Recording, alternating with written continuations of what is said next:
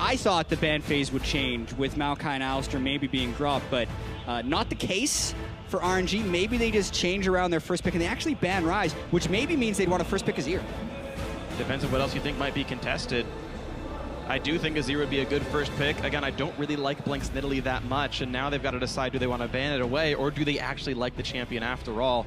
They'd give away Sivir, but that's not the worst thing in the world. The other thing is a pinch on Whoosh actually worked last game. He was nearly rendered ineffective on the Kalista, so I respect the fact that they stick with that and still take away 280 carries. Yeah, which would mean that the Sivir would come immediately in this rotation, but the question will be what they put it with. This time, because the third top lane ban was dropped, they can actually just go for the Echoes, so SKT is actually very comfortable with this trade. They are. In saying that, I really do think that Sivir suffers against Azir, because Azir does in a team fight what Sivir hates, and that is create a divide between tanks and backline threats. And I really do think that, like, every single game I watch this happen, if the Azir is played well, which we know Xiaohu can do, it limits that damage so much from Bang.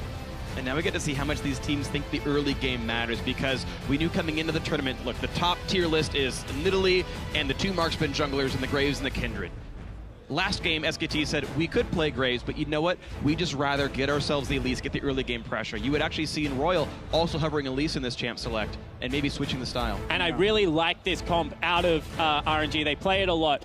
Normally, you have an 80 carry for consistent damage and a mid laner for burst. This time around, they actually have initiation out of the 80 carry and consistent damage out of the mid laner. It also means that Whoosh gets to set up behind that wall like a sniper would and just take people out. Yeah, because if we watch the way he played Jhin when he played it against SKT, it was using Curtain Call at the beginning of fights. They also did have Alistair, though, to capitalize on the slows that he was able to put out. That is, of course, banned this game. And what is not banned is the Soraka, which we may see for a third game in a row from Wolf. And it's been good, right? The Soraka just continues to put pressure in situations where you don't expect. This time it's not going to be paired with an Azir where you can scoop people into the silence field. But it's just such an annoying ability to deal with, because sometimes you don't even realize that you've been silenced. Like, you just continue to run forward.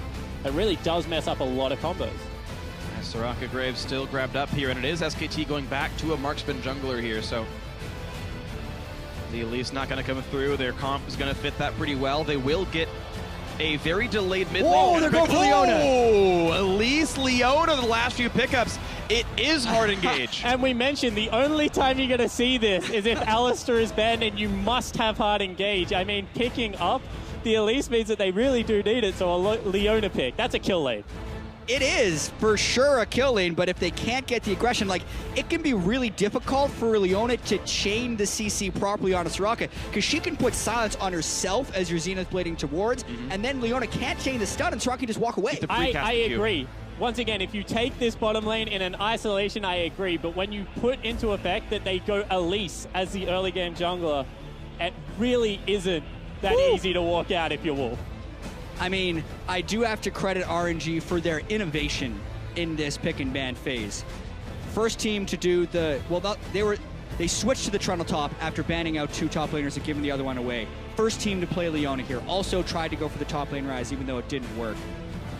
I think we're still in for a great series. And Faker, of course, with his second Fizz game, it didn't work out in the first one of the series, lost his game to a LeBlanc, even though he played well. Now he has Fizz into Azir. Faker won Azir versus Assassin in game 2. Now it's Xiaohu's turn to play that same sort of matchup, but his Fizz instead of LeBlanc, and it's going to be a very interesting one. And if you guys at home think it's going to be great, then let us know who it's going to be. Hashtag RNG win, hashtag SKT win to @LL Esports. Let us know. 1-1 in this best of 5, and this is now the time to get yourself set up for match point. And it's funny because SKT comp looks awfully similar to an RNG comp this time around. They need to create chaos on that backline for Jhin to be able to take out the carries, whereas arguably RNG want to kite back until Leona has a perfect engage moment.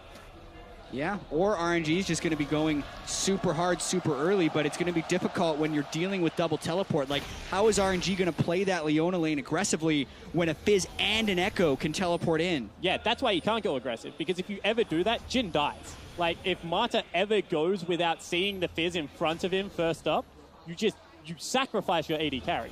And the more we talk about this, if you're assuming flawless play from both teams, the Leona pick won't work in the laning phase. What it could work for is if they swap it and Leona outroams Soraka, or if we see SKT burning their teleport unnecessarily to unlock the aggression of Leona. It is a big risk for them to be picking it into double TP as well as into a Soraka. And pressure on MLXG. We mentioned it last game for Blank. He was able to step up and definitely had the impact on Elise that we were looking for. This time, MLXG picks it up, needs to have a similar performance because, I mean, we've seen Infinity Edges and crazy stuff come out of Graves jungle right now. The guy does damage late game that Elise will never hope to replicate. That's going to be the risk then, is how far will this game go? Does Graves hit that spike? SKT won their game in 24 minutes, and it never mattered if Elise was going to get outscaled against a marksman jungle. Howard definitely never got stacked all the way up. And they want 2v2 lanes, Jack. They spot out the Soraka, and immediately they go down to match the lanes. They want to kill Wolf. Yeah, and it's going to be really fun to watch here because a lot of it will have to do with MLXG's first jungle pathing and how well SKT can ward with it, combined with what type of pressure RNG has in the solo lanes for whether or not SKT could match the teleports to stop it, because there are potentially more people that can arrive bottom lane for SKT. They gave solo experience over to the Leona. Yes. They're hoping for an early level 2. They want to go in. Now, SKT could see that Leona has 1 CS and know that she will hit the level early. I forget exactly which minion it is, but it will not be all 3 melees in the second wave. It'll be before that. But look at all the harass they're able to get down right away. Leona's nothing at level 1.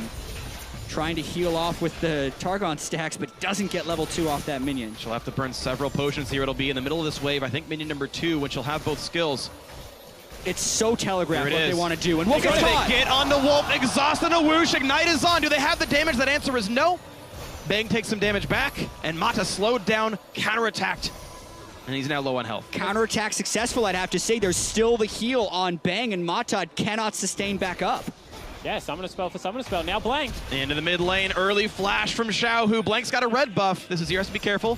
And the Trinket Ward spots MLXG. Woosh now losing health as well, and he gets hit by the boomerang, and Mata's not going to land it. Even if he did, I think he might have just died as he was going in onto a full health Sivir.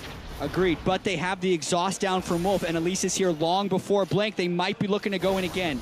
Cocoon not going to hit Bang, but they will get the root. The stun's going to land. The root will get dodged away. He missed the shot. Woosh should have been able to hit that.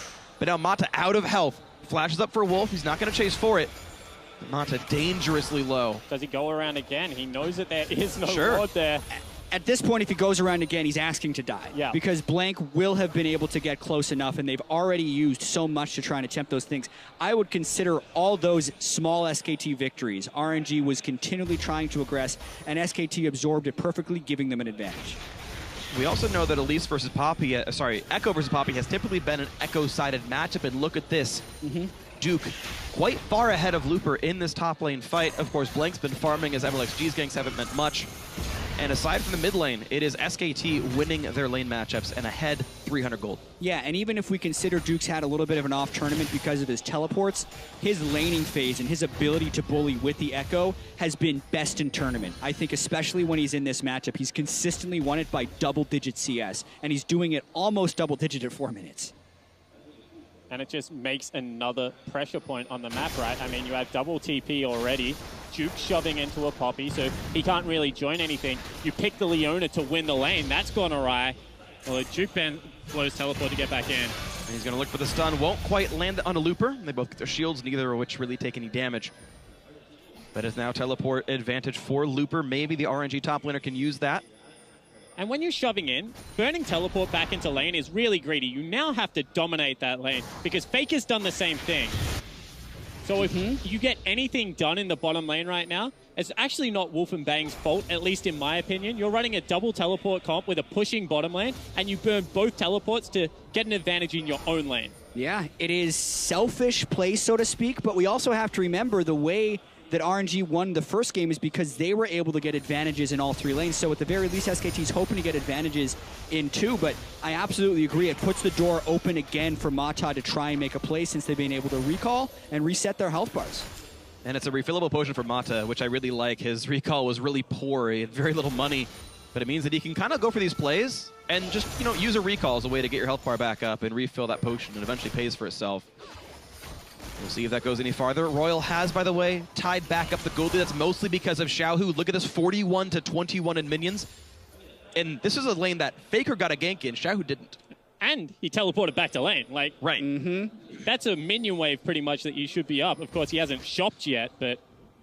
Yeah, so technically he's laning against about 700 extra gold from Faker, and you would hope Faker would be able to come back unless it's really that much of an Azir favored matchup. And we know Xiaohu's Azir has been absolutely tremendous, and throughout most of the tournament, Xiaohu's had the highest CS differential at 10, and Faker had the second lowest. That didn't end up being the case in game 2, but here we're kind of seeing a return to that as the Azir is just punishing with his ranged advantage over Faker's Fizz. And one of the reasons that Azir actually fell out a little bit in the LPL is that mid laners like Wayless, Aggression, Wayless and Pawn actually started going Abyssal Spectre's Cow on Azir, and you just couldn't kill him. And he does his job so well of protecting an AD carry. I mean, you pick Azir as much for his utility as you do his great teamfight prowess. So they were able to create windows where he should be weak and was still okay. I mean, I'm not expecting to see it in this game, but I'm just highlighting the fact that LPL teams are used to playing Azir against Assassins. Now RNG, they know that there's an SKT ward up there. They still want to go for the play. Mob's going to flash in. He will get on to Bang. And when will the stun come out? Not yet. Goes for Wolf instead. He's got a flash away from the root. A bit slow, honestly, on the deadly flourish from Woosh. That could have been chained together. Yeah, I absolutely agree. They did not need to try and give Wolf a window to flash. If he would have precast it, they could have chained the CC. Looper is going to get stunned up, though. Still durable enough. And actually, Duke can't land the phase dive thanks to Steadfast Presence. Depends what you want out of the gank. They get the flash out of Soraka. Now when level 6 hits, they didn't burn the Ignite this time around.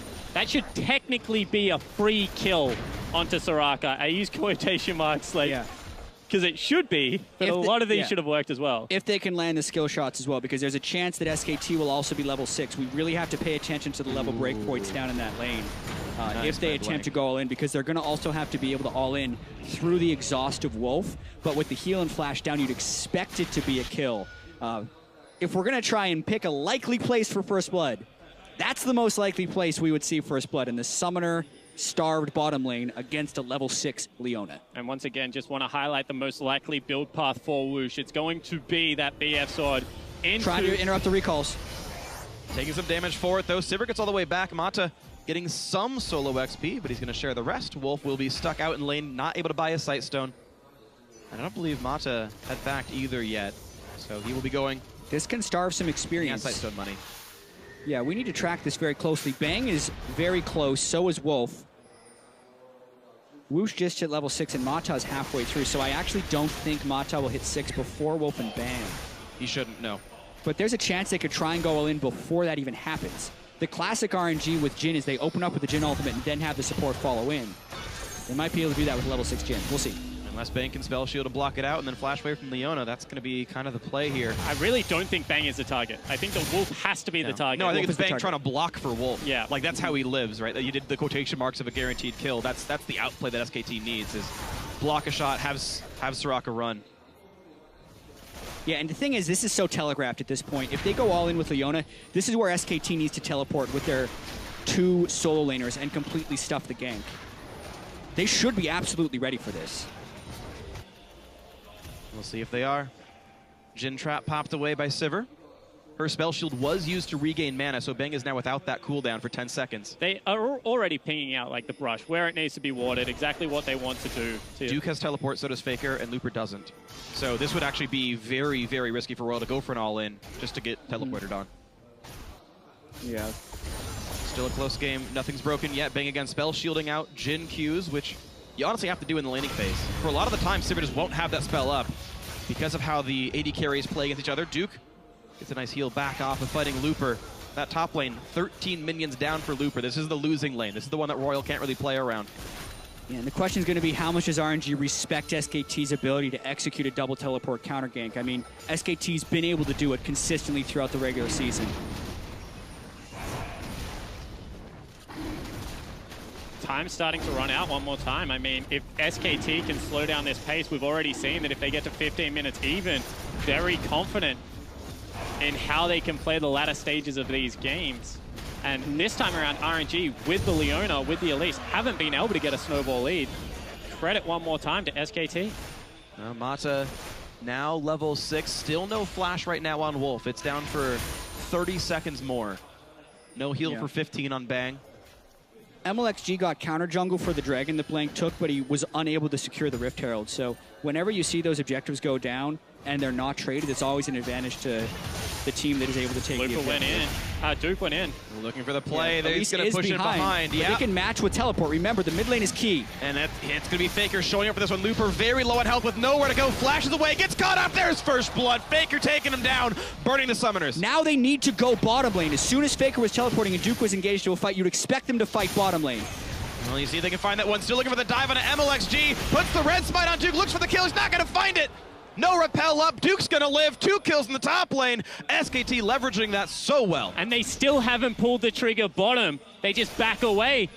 Bang and Wolf able to nullify any aggression, and it's SKT coming up with a huge advantage. In fact, it's the Graves heading to the bot side as well, and RNG could be attacked down here.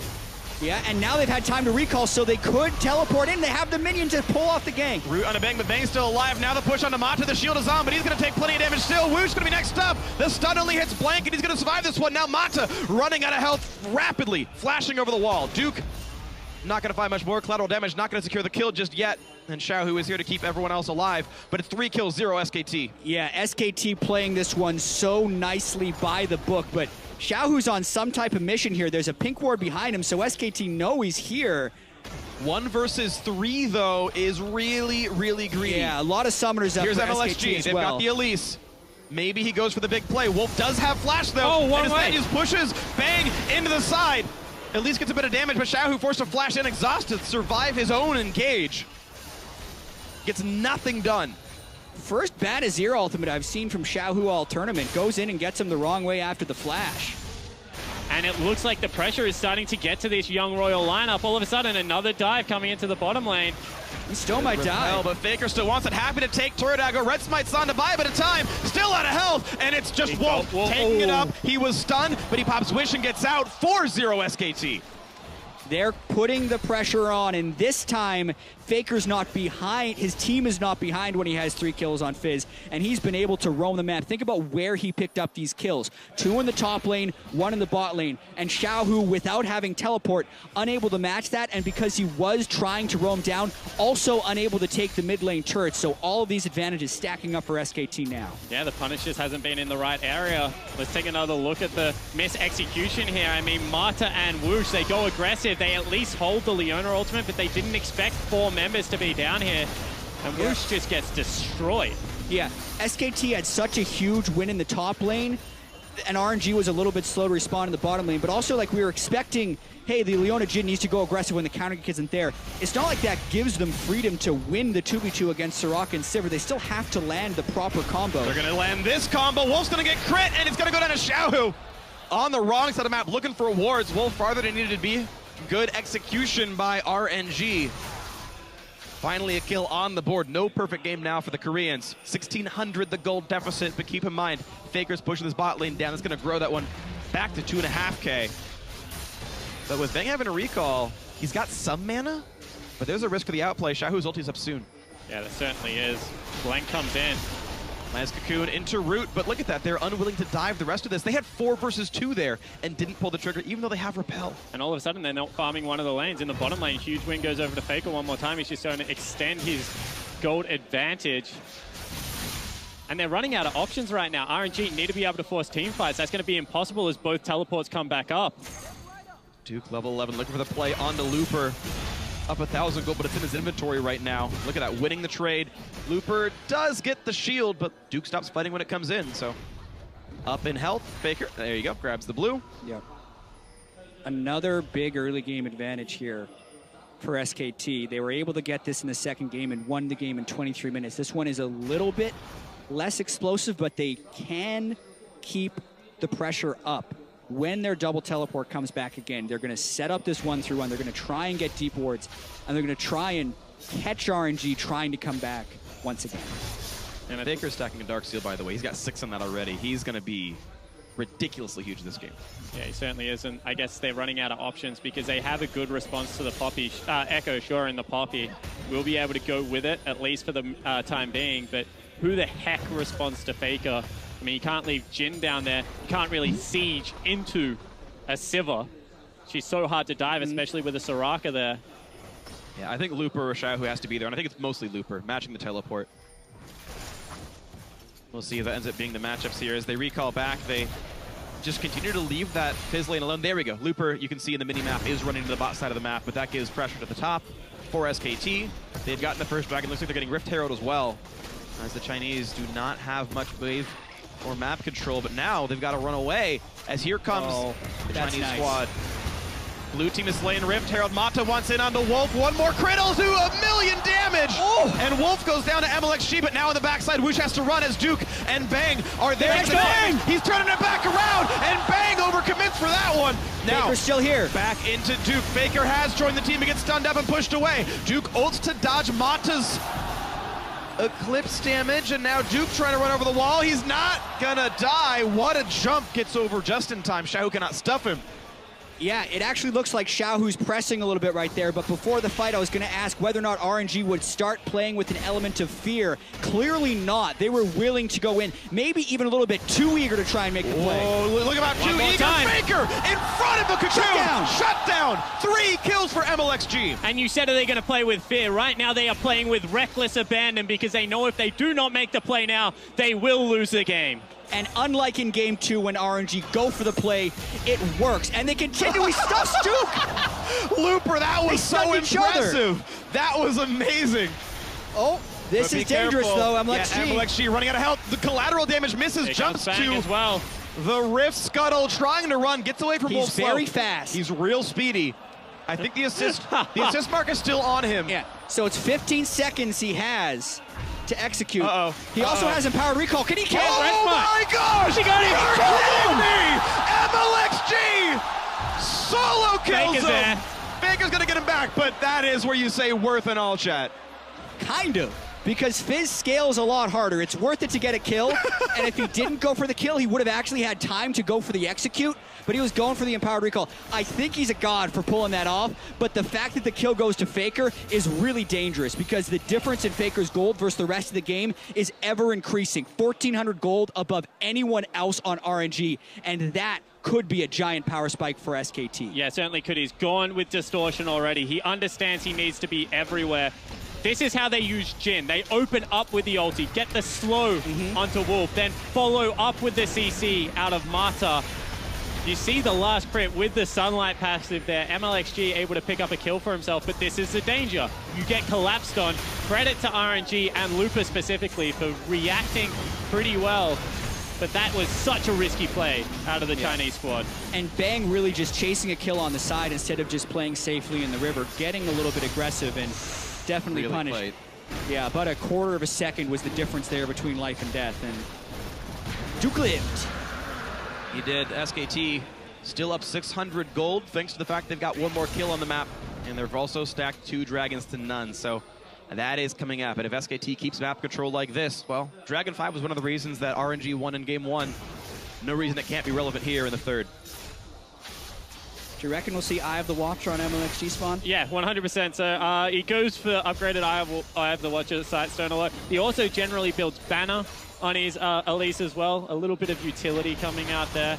This time around, looks like he wants to go aggressive. Abyssal Scepter looks like it's on the way. Now Duke and Faker are the 2 big gold winners right now for SKT. He's got to survive them a little bit. And you understand why he's going aggressive. I mean, 4 kills on Elise, you have to have power right now because he has so much of the gold advantage for his team. I mean, he's 1,000 up over Blank's Graves. So if you can't make an impact, that kind of falls to the wayside. And if you are MLXG, you don't make an impact through utility. We've already seen that. You make an impact by killing people. Yeah, and the way RNG is going to have to play these team fights is by chaining CC and also by getting the proper start with a couple bullets probably landing onto Wolf, because I feel like if they don't catch Wolf, SKT will win the fight. They will kite back properly while Ricochet and Graves do damage, and then they will get a re-engaged flank as RNG chases, and SKT will win. And I so don't want it's to all remind, about the chain of CC. I don't want to remind SKT of darker times, but EDG won a tournament of catching Wolf. I mean, that was pretty much the story of last MSI. Which tournament was that? Yeah, MSI last year? Yeah, so potentially the same win conditions still on the board. However, I will say it is a much improved Wolf from last MSI. Wolf making an interesting choice. I've always wondered if a player would ever make this switch in the gold generation items. He started with Spell Thieves to go for the laning phase power, which I totally get, and then he switched over now to a bunch of health regeneration, going Nomad's Medallion. I really like that. There's so much health you get back from doing this to stay alive and push it, but now Xiaohu has to get away from Faker, and it's not going to be easy. Flash through the wall, but Faker's going to chase. The exhaust means nothing, and he even dodges the solar flare. But now to re-engage on the backside, a lot of damage on Wolf. One more shot. It hits Bang. Instead, he dodges one. The backline stays alive. No kills for Royal. A good dodge at the end by Wolf, and now the re-engage towards Duke. He's stunned up, but he is very durable. A 1-for-0, a great kill for Faker. Yeah, but also 8 summoner spells burned, or 7 summoner spells burned on the side of SKT, whereas flashes still exist on Mata and Moosh for the next time we'd see a fight. So Faker makes the outplay, dodges the Leona ultimates, kills Xiaohu, but the next fight could be where RNG try and come back. This game is really close. And you can see it's such a cute composition because they really do need to find Wuxia's Jhin, because one more bullet hits Wolf or one more bullet hits Bang there, and they're completely gone. However, Faker looking for a flank. They do have teleport. Looking for the play, chasing in. He's got a red buff and a blue buff, so this is just all kinds of powerful, this Fizz from Faker. So Looper able to take the Trinket Ward away and keep his side of the map safe. And that turret went down. Nicely done in the top side. SKT pushing the gold lead to almost 3,000 in this third game. Yeah, and a 2-level advantage on Faker now after this. Faker's now level 14. He lands the fish before the knockback, and really there's no escaping Fizz at that point. He flashes through. Xiaohu puts down his exhaust to hope to live through the end, but this is the big thing right here. They can't quite finish Wolf there, and he actually flashed after the bullet had already missed him, but that could have turned it into a 1-for-1 if that last shot from the curtain. And I just want to go back to the nerves of the young Chinese players, because Xiaohu flashed away from his team instead of taking the Fizz into his team. One of the things that you want to do against Fizz, because a lot of his damage, at least at the earlier stages, is on his E, is if he's going to kill you, make him kill you within 3 of your team members so they can turn around and blow him up before he has his Zhonya's. Doesn't do that this time around. And also, Fizz is on quite short cooldowns. At this point, his Urchin Strike, which is his Q, is on a 3.7, and his Playful Trickster is on a 5-second cooldown. So when he kills you outside of the team, by the time you catch up to him, he gets those spells back again, which is what we saw in that last fight. Yep. Dodged Solar Flare from Mata, tried to stun off Faker, couldn't get anything on him. And it's up to this Fizz. Yeah, once he gets Zhonya's Hourglass, though, it's just going to take his annoyance to a whole new level. Yes. Already just trying to hard carry this series, actually. Yeah. The Azir game was insane. Even his first Fizz game, Faker played very well. Let's see what he can do. Into the mid lane they go. Bang getting some turret damage down. Wolf keeping the health bars up, and a quick zoning silence from Wolf keeps them all happy. Actually able to reach the ward of the sweeper, but another auto attack scan, so blank jumps. And more wards are gone. RNG a bit dark now on this one. And Faker, because he has this distortion, his flash is already nearly back up. Next team fight, it will be available. Xiaohu still has so long on that cooldown. And it just, once again, these short cooldowns, the ability to make repetitive play after repetitive play is definitely what Faker needs to win this game. Yeah, and I think it's also a bit of an adjustment we've seen from SKT coming from the LCK to this MSI meta, where it's a much faster paced game. So much of the setup game for SKT was just playing around long ultimate cooldowns and double teleport and people not forcing fights during the setup. But at SKT, when people are going for their layering of wards, teams are fighting and getting caught out of position here. So this adjustment by SKT to go to this Fizz pick with now distortion as well as cooldown boots is allowing them to fight more frequently and keep up with RNG. And they really do want to fight. We actually see the full upgraded active for Wolf. I'm forgetting the name. Talisman of Ascension. Talisman of Ascension coming in for Soraka. So again, more go buttons, even if Sivir's on the hunt is down. Faker's got a Magi. Yeah, and he I don't also even care about saw Wolf's Magi's coming out of Sivir. Or coming out of Fizz, sorry. Faker has one mission, and that is to crush RNG for a second game in a row. And look, with a 5-1-0 scoreline, he's definitely on his way to doing it. The danger is, you're a melee assassin. If you ever get picked before a team fight, so much of your team's advantage. Looking for this one now. Xiaohu puts the wall down early, tries to get him over. Look at that in the back line is Faker. They will turn it around. The stun lasts long enough. Yes, they take him out. Now for more. The Poppy ulti, though, means no one got hit by the Deadly Flourish. Mid laners both trade, which is actually better for the team without the Magi's Soul Stealer.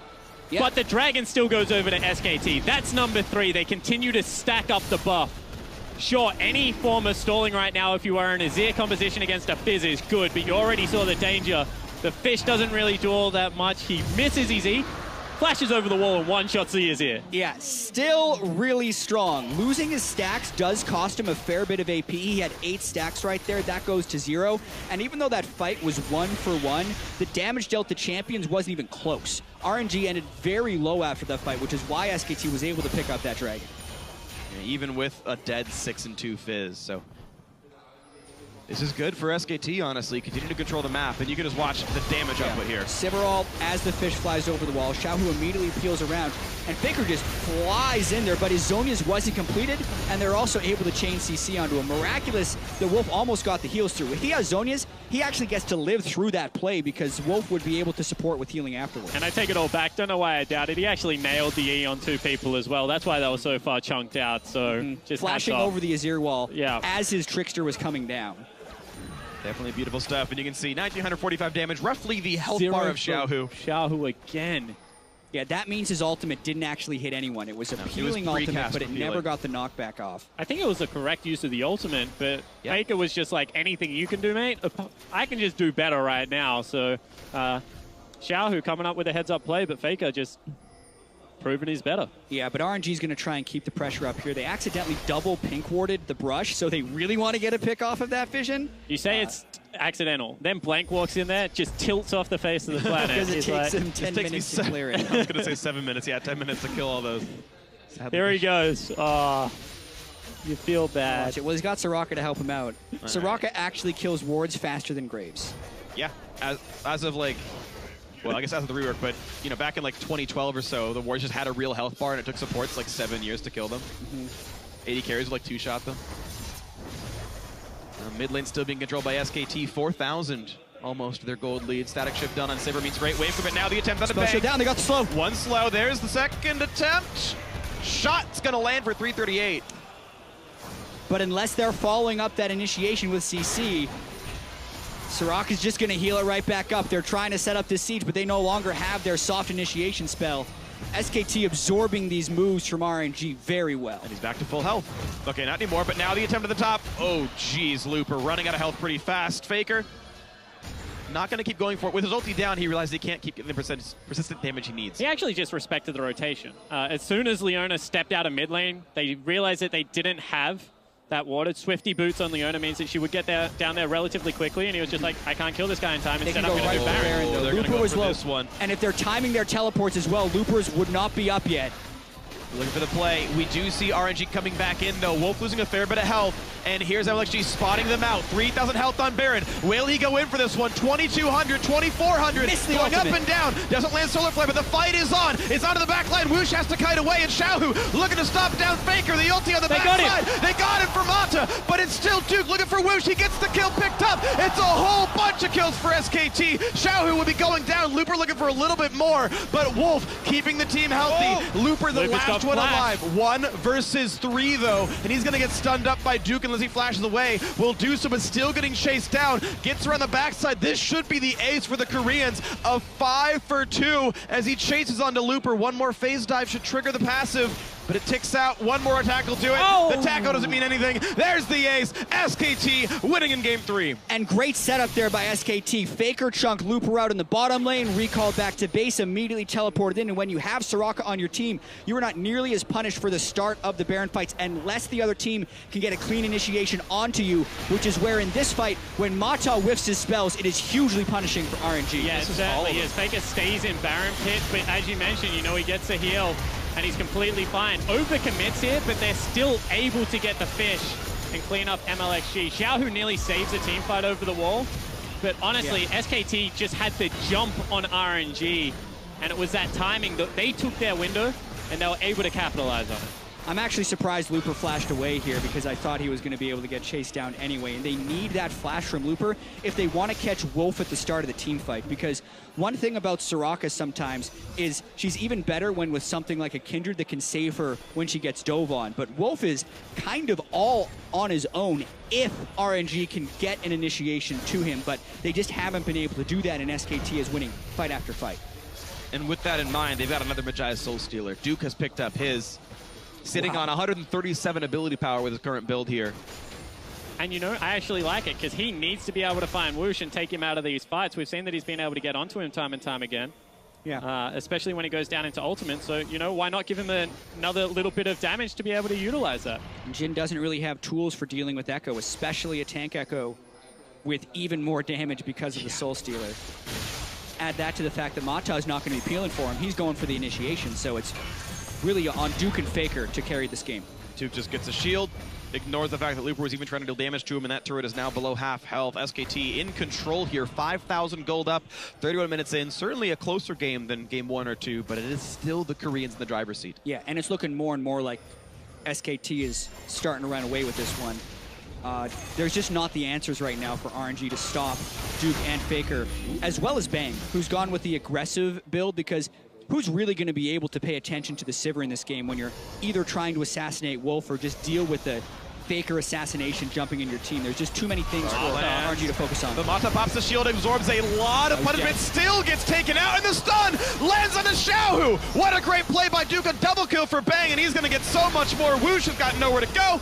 Down goes his health bar, triple kill for Bang. And Looper doesn't even burn teleport. That was just such a clean pick out of SKT. They double pink Ward River, set up the Baron bait perfectly, and then pull the trigger on a great initiation. Yep, and this is the series tilting in SKT's favor. The way they've been able to manipulate vision right here and then use the speed differential from Sivir to force these fights has been majestic. And after their first game, where they looked a little bit sloppy, again, SKT is looking more and more like the team people expected to see at MSI. And now Royal Never Give Up has to find something to do to turn the series around and off the game for the flash for Faker. MLXG just gets deleted. Blank says, I'd rather have the kill than you. Thanks, collateral damage takes it for him. But Dragon number 4, Baron already on SKT. They are sizably ahead. Baron buff, 4 Dragons, and 2 14-stack Soul Stealers. And this is what we're talking about, you know, straight away. Mata thinks he's safe to clear that ward. He isn't. He gets burst down before he even uses a spell. Duke perfectly clips Xiaohu on the edge of that. Whoosh, you don't have flash. You're down next. And they don't chase. They just straight away rotate back to the Baron, make the high percentage play. At this point, it's desperation for RNG. Xiaohu would try and go for a miracle initiation, but he doesn't even have his Zoni's Hourglass completed. One thing I will say, no one on the team of SKT has any range, and they haven't yet built up the Banner of Command. So we have seen it time and time again, out of SKT, out of CLG, there is still a window where RNG can play around turrets and, you know, just concede the next 10 minutes and try and scale into the 6-item stage of the game. It looks like it's a long way out, but we've seen stranger things. But I also think SKT is incredibly well set up for a 1-3-1 to negate their range disadvantage, because Xiaohu can only be in one place at once, and Whoosh and Looper's wave clear is not good against Baron minions. So I think SKT is going to set up the 1-3-1 and just try and brute force their way into the base. And you see it right there. Mid lane already went down. Duke just got the top lane tier 2, and Faker's in the bot lane to look for that 3rd one, or the 6th one, depending on how you're counting in this one. Baron buff still on for a minute. And they've already got that Dragon 4 we talked about, so they're also pretty resilient to turret damage as champions. Faker's down there, and there's the turret falling. 3 2-2 turrets taken within 30 seconds of each other. And one more time, who do you send to Faker's lane? You have to send Poppy. All of a sudden, Duke. He can probably take out either Xiaohu or Whoosh as well. It's just no good response. You can't send Xiaohu because he needs to clear the midway, but They've got to go for this on to Bang, and they will land that. Collateral damage to get Blank out of this one. A bit of wave clear from the Jin ulti, and they bought a bit of time. Looper sees Duke, they fight back and forth, but Faker is inside the base with the Baron buff, with the blue buff, now running away. He got slowed though, he got rooted, and Faker overextended. He gets deleted, 2 kills picked up for Royal. And RNG pull the trigger as they have done all tournament long and punish the over-aggression.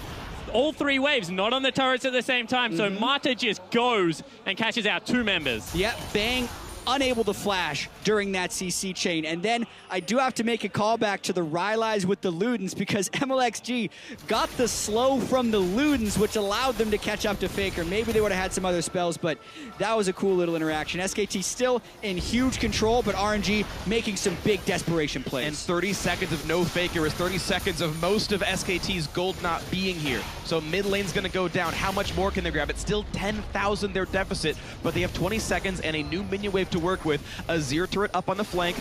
Ulti almost back up for Leona. If SKT defends this improperly, they're gonna try though right now. Duke is in the front line, Whoosh low on health, and he's gonna get popped! He's deleted, the Ricochet doing so much! Mata forced to run, Duke takes him down, Solar Flare hits nothing! It's a triple kill in a 4 versus 5! Make that so many going down! Looper the last one alive, they don't care about the Azir! Beautiful the blank flash comes in, that's gonna be Looper losing more health, he finds a stun, but he's not gonna find the damage. And here comes Faker, teleporting into the bot lane to keep this one going forward. Looper just running for dear life. Yeah, he's buying time, but his teammates are 25 seconds away from respawning.